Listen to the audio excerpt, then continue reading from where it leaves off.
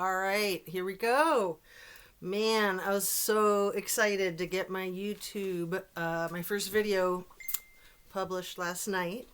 I hope you enjoyed it. I had a lot of fun making it. It was very frustrating to get it up and running, but with my friends and family helping me out. Again, thank you, Paula from Plunder and Kelly from YouTube or from Watts the Obsession. I am so overwhelmed right now. I could just like cry with you guys. I just watched the brand new Adventures with Purpose video. It's a 45-minute video that they just published 10 hours ago. It's unbelievable. It almost seems like they're putting it out there to be sure that the Kylie Rodney case gets handled appropriately. They basically say there's foul play. They say that. We'll yet to see how it all breaks down. There was one person that they interviewed in person. I think he said his name was Nick. It doesn't matter what his name was. He was a tow truck driver or something like that said he got a call from Kylie, not from her phone because her phone was dead, but he got the call, he believes, on Saturday at around noon. So after she was reported missing, but he didn't realize that there was a missing person matching that description with that car until a day and a half later. So, he seemed a little fuzzy. Like he wasn't sure if he got the call Friday, Saturday, or Sunday, but he said that he checked his GPS or something. He was only in that area on Saturday and Sunday. So this party, if I'm remembering accurately, was a Friday night. And then the person that he described that was with her was a male who was wearing a baseball cap and had fuzzy hair coming out the sides, who was a little bit shorter than him, and he said he was like 6'3", and the male was very skinny, brown hair. Oh man. So I mean, obviously for the investigation, they have that phone that called the service to get a jump on the car. So she called because she thought her battery was dead. It turns out that the car was in neutral. So I could not get this thing up and running fast enough. I was trying to go live. I'm very new with all this, and I'm just happy to be videotaping, and I'll get this published as soon as I can. So this is a total game changer, a complete and utter game changer.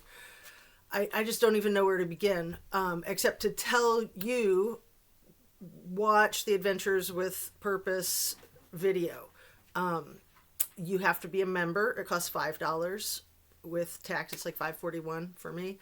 And that's a monthly support subscription, which I'm absolutely happy to do. I wanted to get signed up for that anyway. So, here, let me just straighten myself out a little bit more. Okay. And that's a real plant. I didn't just put that there for this, but, anyway, where to begin? My head is just spinning. So they were so careful. This video shows their process of this whole case, right?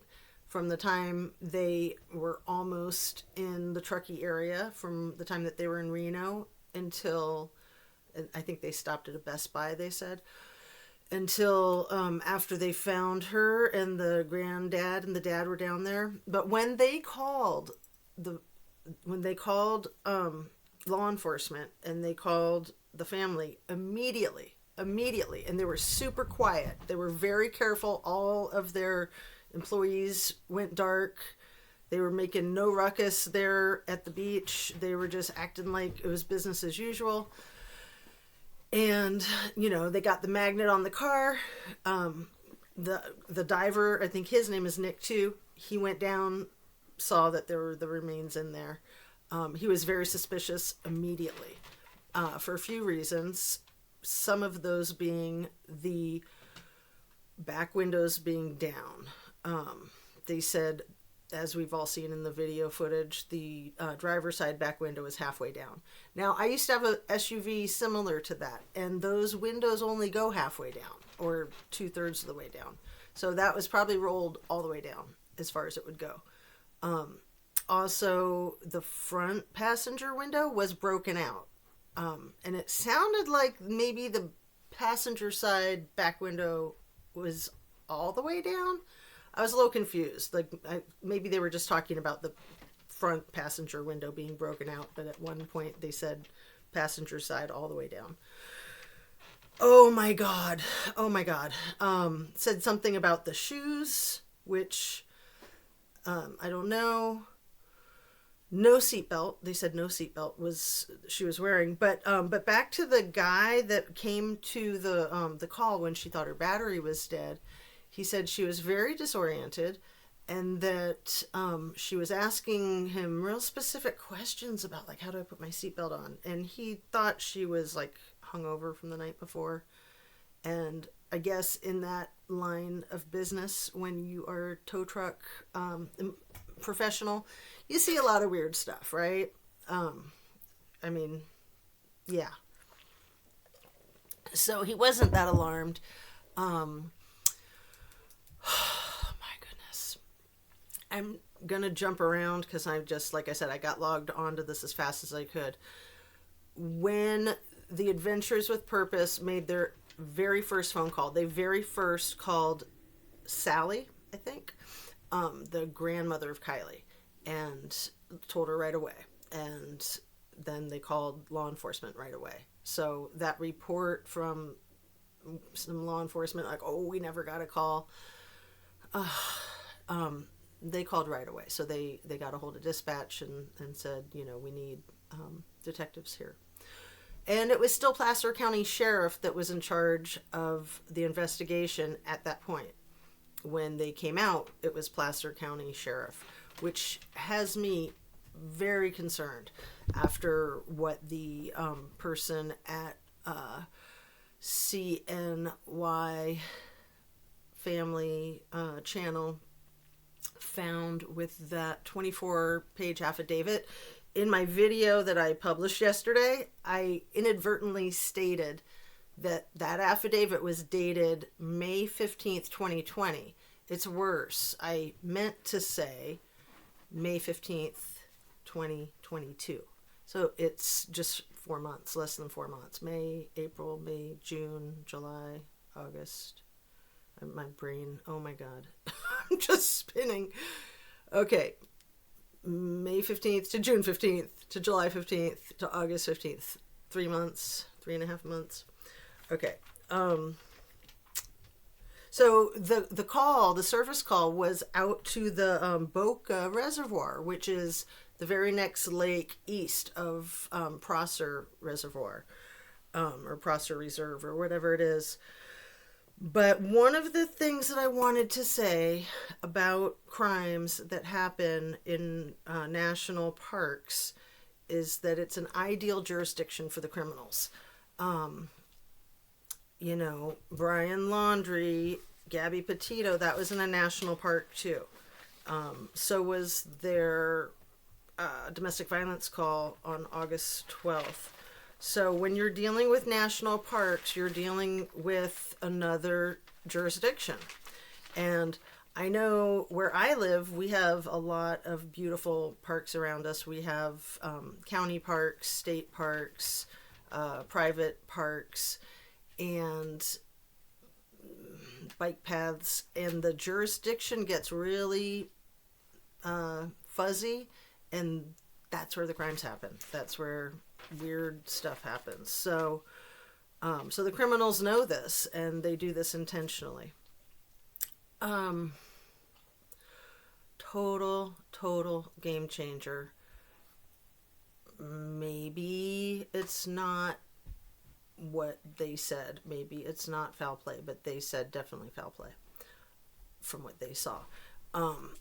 Also, there was a phone call that Doug, I think, the guy with the beard, got. Oh, baby, you okay? there was a phone call that Doug got while he was on the boat, and they were putting the magnet down on the car, and he couldn't say who it was.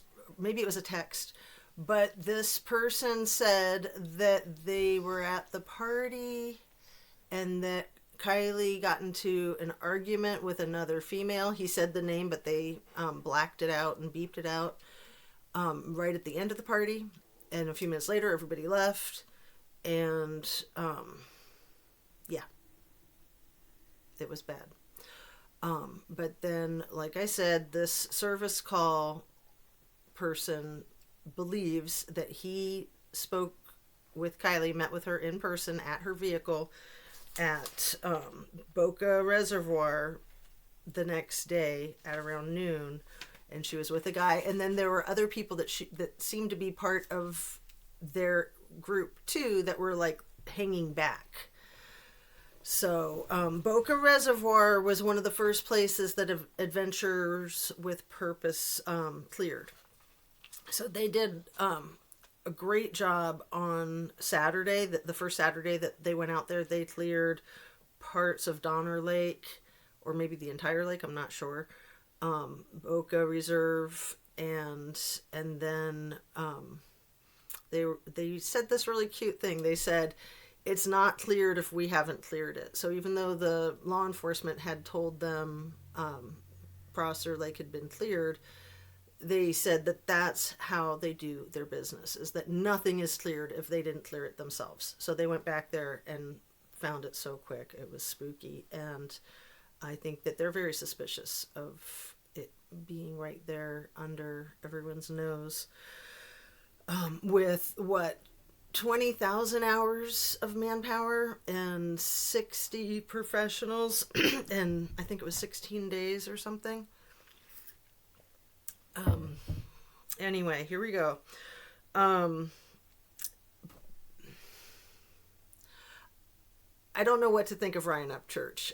Like I said in my video yesterday, I really think he's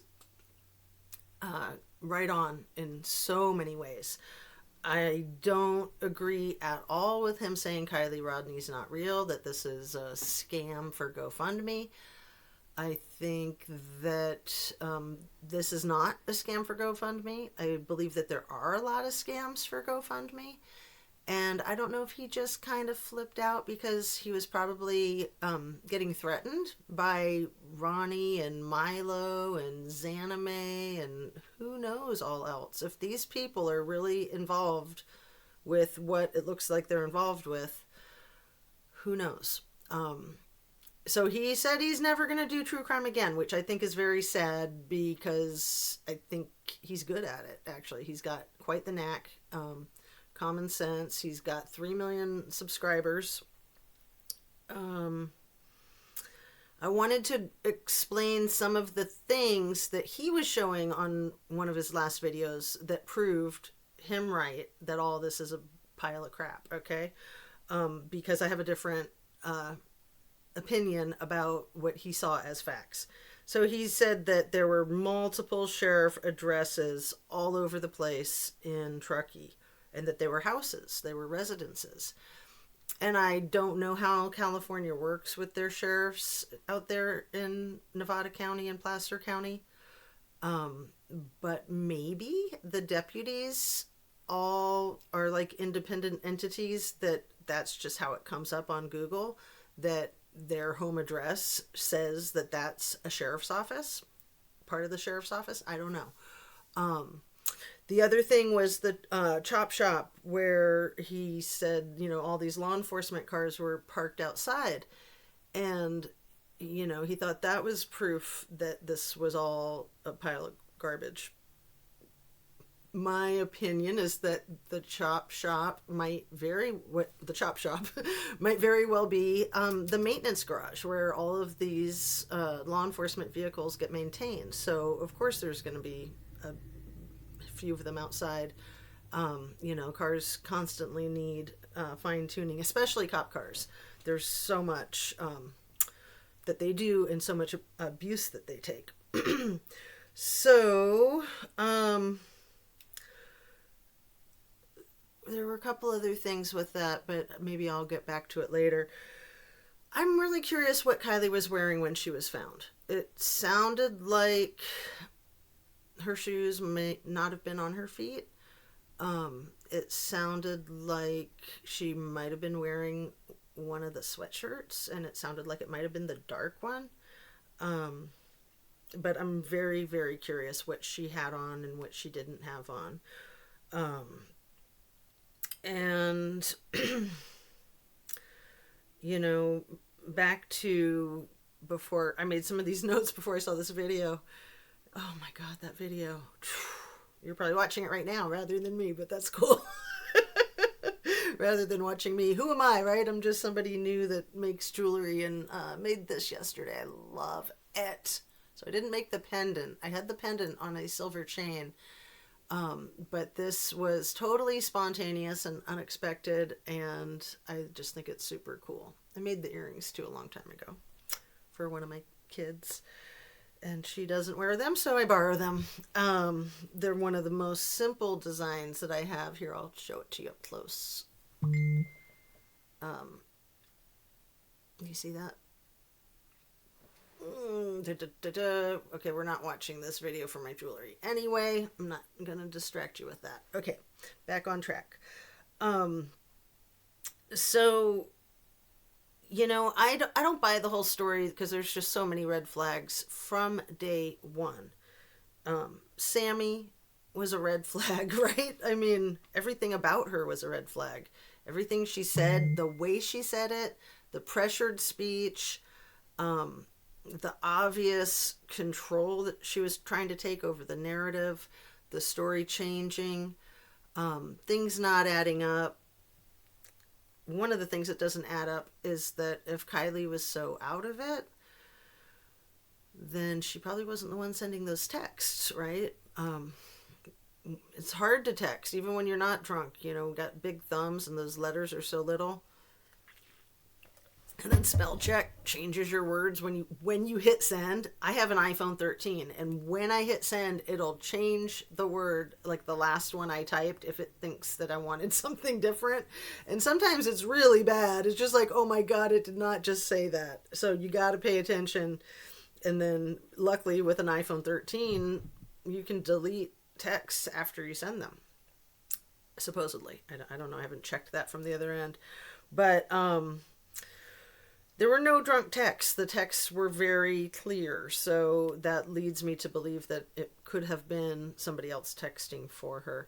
And as the people around close in this case have discussed, Kylie knew that if she had too much to drink, her mom would have been happy to come pick her up, right? So it really doesn't sound like she would have risked it. From what everybody says, it does not sound like she would have risked it. And apparently,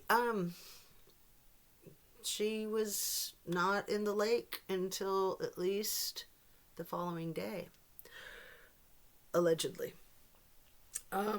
So one of the things that Ryan Upchurch brought up is Rodney's car, the tag plate that he checked, that he said it had sold 200 times, and he showed his phone to us on his screen. And my thought about that is that these people are trafficking, be it drugs, be it humans, be it both. It's big money, and when you make all that money, you've got to account for it. So selling a car 200 times in a few months is probably a great way to launder money. It was a $30,000 car each time it sold.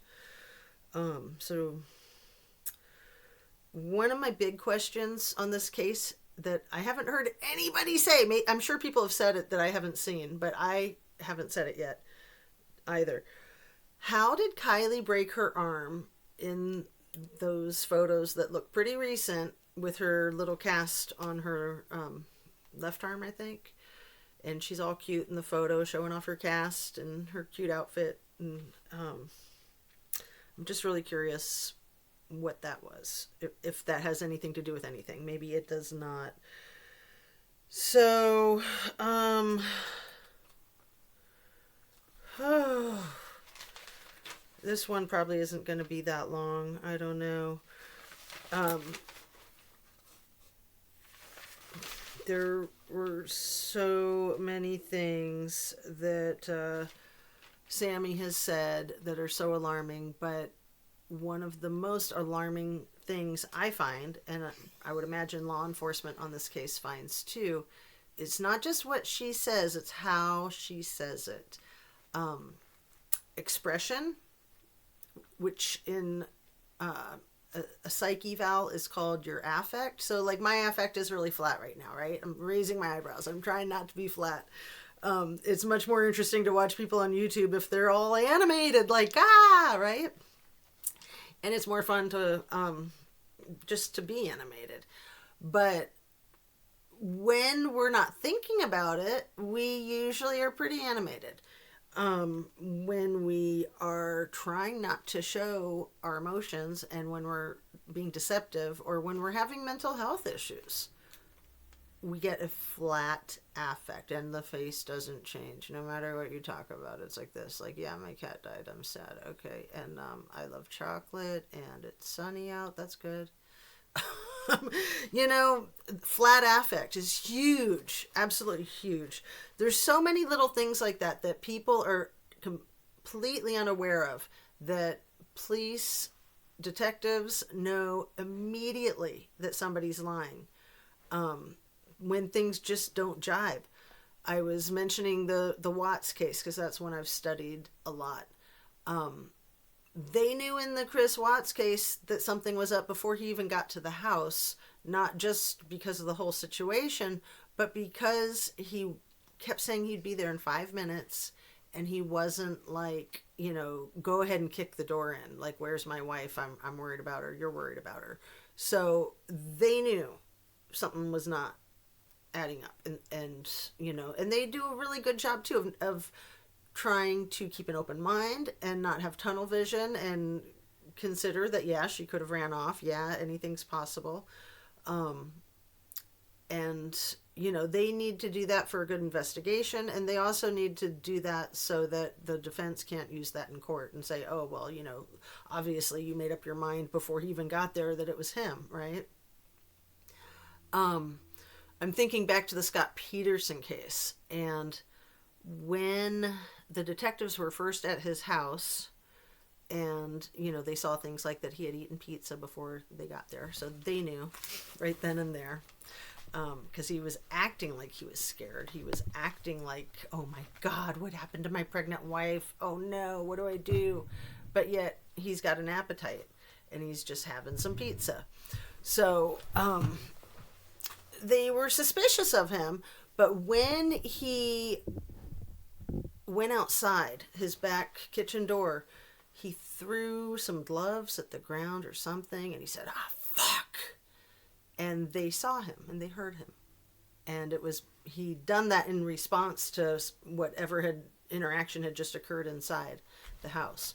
And they knew immediately with that. You know, they knew when he was explaining where he had been, and he said, look, I even have my receipt from parking at the marina, and he pulls it right out of his pocket without them asking, right? You know, Sammy's been like that. She's been over explaining things without prompting. That's a red flag. That makes you a suspicious character. And then especially glossing over things that are important, that, you know, that they would want to hear about. So, you know, when Sammy said that Kylie called her at 12:36, that was a few days before law enforcement said her phone went dead at 12:33. And it sounds like, maybe, given this new information from the Adventures with Purpose video, that maybe that was simply her battery running out of juice and she never charged it back up. It sounds like it was a pretty bad night. It sounds like from the service provider for the automobile, the guy that came out, the tow truck guy, he was getting the feeling that they had had a really rough night and that they, like I said, were hungover and that, you know, things were wonky. But he also added that that's a pretty average call with his line of work. So, wow, you know, when he described the kid that sounded like he was about 18 years old and sounded like he was wearing a hat that we've seen Jagger in and sounded like had the same hair that Jagger has, you know, thick, puffy hair. I personally was suspicious of Jagger from the outset because he allegedly drove there right away that morning, ran to the mom, and then, you know, when he was on camera later that day or the next day, he's all, oh, you know, I'm sure she's fine and we'll find her, you know, I'll find her, you'll find her, one of us will find her, I'm sure she's fine. You know, why'd you come running on a 4-hour drive if you think she's fine? Why did people even call you if you think she's fine? Why would the mom call the police and file a missing persons report? So, you know, I don't want to speculate, and here I am, but again, huge red flags. And I've wanted to take a step back from that and give him the benefit of the doubt. And a thought had been over these last couple of weeks that he ran to the mom just to take her temperature and keep an eye on her and try to, you know, keep a handle on her while all this stuff was going on.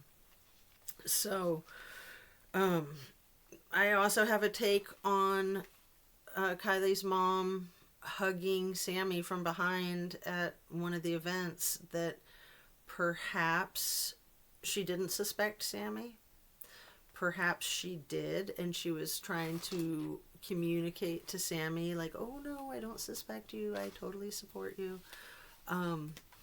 You know, when you're in a situation like that, you've got to assess your resources. And Kylie's frenemies were the best resource. They were the last ones to allegedly have seen her. So, I don't think I said this in my video yesterday. I have wondered if Kylie might have gotten roofied. It's a horrible, horrible thing that happens way too often, especially at parties. From all the descriptions of how wasted she was, it sounded like a very strong likelihood or potential. So I've wondered, with mixing all the stories together and trying to figure out what's truth and what's garbage, if maybe she was roofied and somebody tried to revive her with some blow and overdosed her, or fentanyl was in it.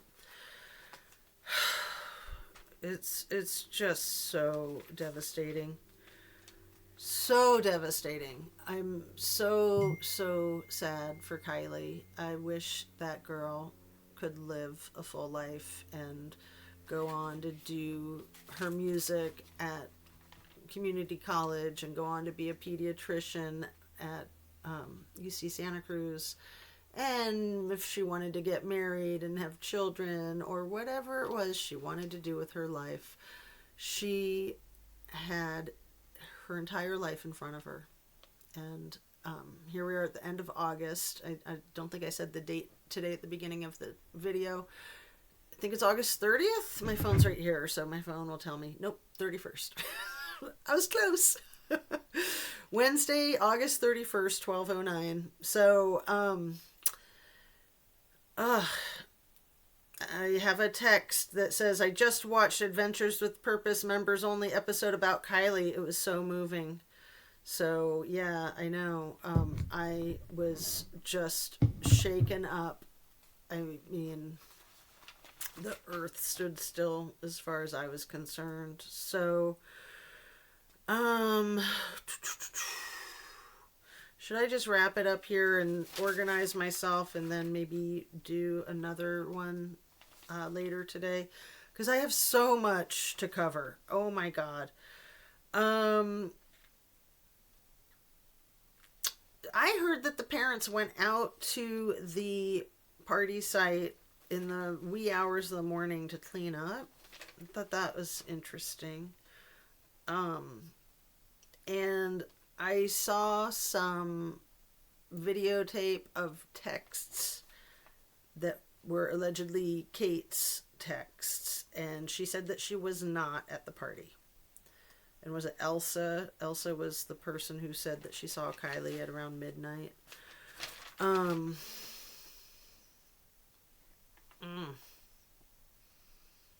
just wish this had a different outcome. I mean, you know it's bad when somebody's missing. Every day that passes, every hour that passes, every minute that passes, it's getting to be more dire for many, many reasons. If they're having a seizure or diabetic coma or car accident or abduction, whatever it is, it's getting more serious as time passes, and the situation is likely deteriorating as time passes. You know, every once in a while we get these stories of these people that were abducted and got out of there safely after 20 years. I mean, safely, right? The abuse that they had to endure and the trauma that they live with. It's amazing. The human spirit is amazing, what people can recover from and continue with being productive and happy. And that's something I wanted to say about the grief process, okay? I was talking about the grief process yesterday, and the way a person approaches their grief is really just how they approach anything in life. So people who procrastinate are going to procrastinate their grief. People who just jump in both feet first are going to do that with their grief. And just because somebody is dealing with their grief, it doesn't mean that they're not, it doesn't mean they're doing well, right? I mean, it's just, it's so rough. It's so rough. I mean, I've been through my own, we probably, all of us have to some degree. And, you know, my mother just passed away a few months ago, and my first initial emotions, I went straight to the acceptance, and I was kind of elated. She had 10 years of suffering with kidney failure. And I didn't think I could ever handle her dying. And here I was, still alive and handling it when she died. And I was glad that she was out of pain. But as you can see right now, it makes me want to cry. I mean, you just don't know how it's going to affect you day to day. And I think for the first couple of weeks, I don't even know if I cried. I probably did, but I was mostly really happy that it was over. That the torture was over for her, the torture was over for me. But man, I missed her. I mean, I miss her every day, of course. And, you know, we didn't have the best relationship. And then it makes you wish that you did things different, right?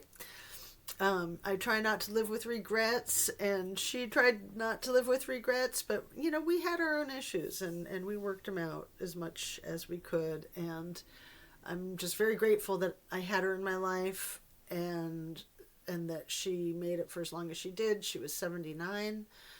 She wanted desperately to make it to 100, but man, her body was just failing. And these last 10 years, or even prior to the kidney failure, she'd had a lot of severe health issues, cancer, and complications from the surgery, from the cancer, and just a lot. And she just, it was her thing to kind of defy medical science. And so the day before she died, I got kind of scared, like, oh my God, what if she continues at this really low level of functioning for another 10 years or 20 years? Like, that'd be terrible. I didn't want that for her. But fortunately, she passed away the next day. I say fortunately, but of course, I wish she was still alive. I wish she was healthy. But, when somebody's health is failing or when somebody is healthy, you just take it day by day and you just got to be glad for what you have and put one foot in front of the other and make the most of it, and deal with everything. I mean, I'm kind of getting into the weeds here, so I'll end this video. I'll start one later. I'll have to find my makeup, get my hair done tomorrow, and get, I have a little studio and I'm trying to get all this stuff together. But I appreciate anybody who's watching this. Thank you so much. I've got some wonderful comments and subscribers already, and I'm just so excited. I really hope to provide a service that people enjoy and benefit from. And, I just hope that Kylie's case gets handled ethically, and that any shady stuff is left behind. I think that's why Adventures with Purpose went ahead and put out this very revealing video. So go watch their video, and you'll hear more from me later. Thanks. Take care. And here's my stop recording button, I think.